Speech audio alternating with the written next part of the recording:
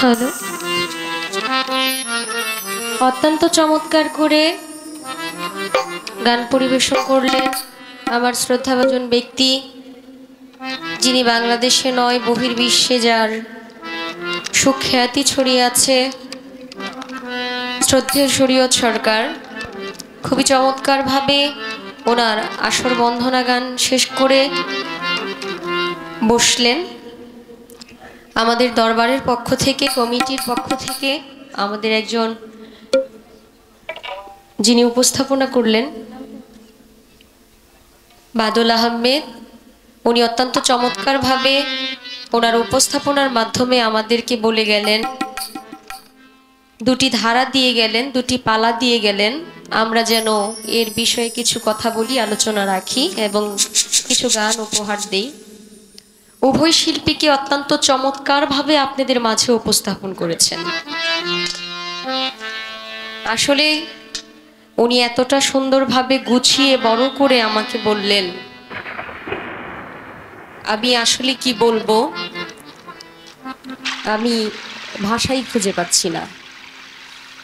বাংলাদেশে অনেক শিল্পী আছে, বাউল শিল্পী, যাদের আশেপাশে ধারে কাছে যাওয়ার যোগ্যতাও আমার নেই।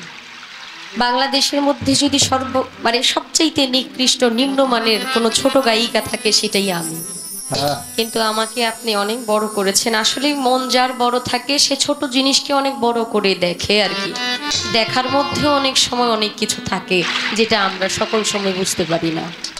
তো আপনি আমার জন্য দোয়া করবেন, আপনারা দোয়া করবেন, ভালো বড় শিল্পী হওয়ার চাইতে ভালো একজন সঠিক মানুষ হয়ে যেন সামনের দিনগুলো শেষ হয়ে যায়।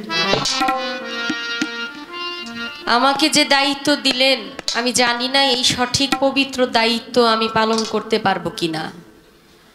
দুটি ধারা দিলেন, যাকে সৃষ্টি না করলে আমার আল্লাহ পাক একটা বালুকণাও সৃষ্টি করতেন না, যিনি আমাদের শাফায়েতের কান্ডারি, যার সুপারিশ ছাড়া আমরা পার হইতে পারবো না। অন্যান্য সকল নবী ইয়ানাফসি ইয়ানাফসি করতে থাকবে। কিছু নবী এবং নবীরাও বলবে, যদি আমি নবী না হইয়া নবীর উম্মত হইতে পারতাম জীবনটা আমার সার্থক হয়ে যেত। সেই নবী করিম সাল্লাল্লাহু আলাইহি ওয়াসাল্লামের নবী তত্ত্ব, নবীর জীবনী আর নবী তত্ত্ব কিন্তু এক বিষয় না, এর মধ্যে অনেক হাকিকত লুকায় আছে। এত কঠিন এবং এত বড় দায়িত্ব আমার কাছে দিলেন, আমি জানি না সেটা কতটুকু বলতে পারবো, কারণ আমার আল্লাহ পাক আমার নবীকে কত মহব্বত করে, কত ভালোবেসে অনন্তকাল রেখে উনি দুনিয়াতে তার পবিত্র আবির্ভাব ঘটিয়েছে। আমার মতো নাদান নালায়েক মানুষ তার জীবনী, তার তত্ত্ব কি বা বলবে, কি বা জানি আমি। এবং আদম তত্ত্ব দিলেন, যিনি আজকের মূল নায়ক বলবো, খুব তত্ত্ব তালিম সম্বন্ধে যার অনেক জ্ঞান, শরীয়ত সরকার সাহেব, উনি আদম তত্ত্ব নিয়ে গান করবেই। মানুষকে সৃষ্টি করার পিছনে কি এমন রহস্য ছিল যেই রহস্যের জন্য আমরা আসলাম। চেষ্টা করব কিছু কথা জানার জন্য, বুঝার জন্য। আমি চেষ্টা করব আমি যতটুকু জানি ততটুকুই জানানোর জন্য, বলার জন্য। একটা কথাও যদি আমার ভুল হয়ে যায় আমি সঙ্গে সঙ্গেই তওবা করতে চাই, কারণ নবী করিম সাল্লাল্লাহু আলাইহি ওয়াসাল্লামের জীবনী তত্ত্ব নিয়ে, জীবন তত্ত্ব নিয়ে, নবী তত্ত্ব নিয়ে আমার ধারা যেন কোনো বাজে কথা না আসে, কোনো বানোয়াট কথা আমার ধারা যেন না আসে। আমি যতটুকু পারি ততটুকুই বলার চেষ্টা করব। একটা অনুরোধ করতে চাই, আমি কিন্তু বাবা অত বেশি জানি না, আমি কিন্তু ছোট মানুষ। আমার যে বিষয়বস্তু, আমি ছোট মানুষ, আমি যে কথা বলতেছি আপনাদের কষ্ট হইতেছে? আচ্ছা, অনেক সময় ওই ফুটবল খেলা হয় না, দুই পাশ থেকে গোল দেয় যে, মানে এক পাশ থেকে গোল দিলেই গোল হয়ে যায়। আমি শুধু এই পর্যন্তই বুঝি, আর বাকিগুলা বুঝি না আর কি। দেখবেন অনেক সময় এই মাঠের মধ্যে খেলোয়াড় বাহিরে একটা গোল এরিয়া থাকে, এখানে থাকে দর্শক। দর্শক থাকে না? খারাপ লাগলে বলবেন, আমি তো আপনাদের সন্তানের মতোই। ভালো না লাগলে কইবেন কথা বন্ধ করো মা, তুমি অন্য কিছু কও।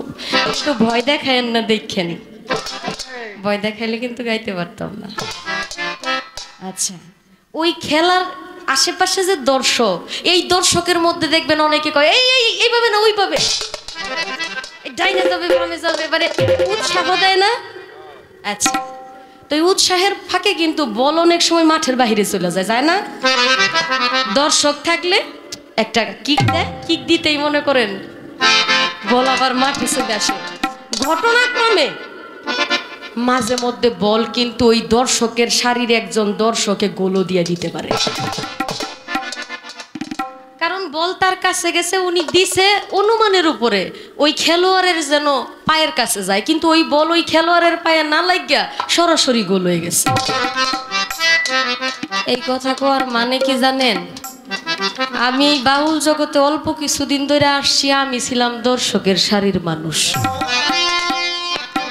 আমি গান দেখতে দেখতে এই যে তাদেরকে ভালোবাসতে বাসতে আমি হঠাৎ করে বল কাছে আসছে, আমি দিতেই দেখি গোল হয়ে গেছে। গোল দিতেই ওই যে খেলোয়াড়রা, এই খেলোয়াড়রা মনে করতেছে এই বাচ্চা তো ভালো খেলে, এর নিয়ে নি।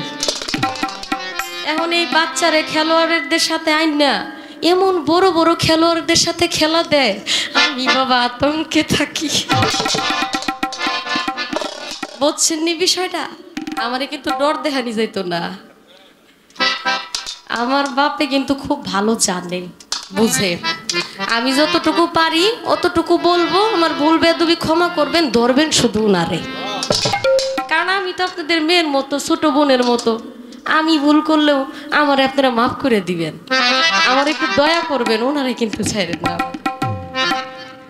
আমার নবী করিম সাল্লাল্লাহু আলাইহি ওয়াসাল্লামের নবী তত্ত্ব থেকে একটা গান রেখে এরপর একটা প্রশ্ন করব, জানার বিষয় থাকবে আমার, এরপর দেখা যাক কি হয়। মালিক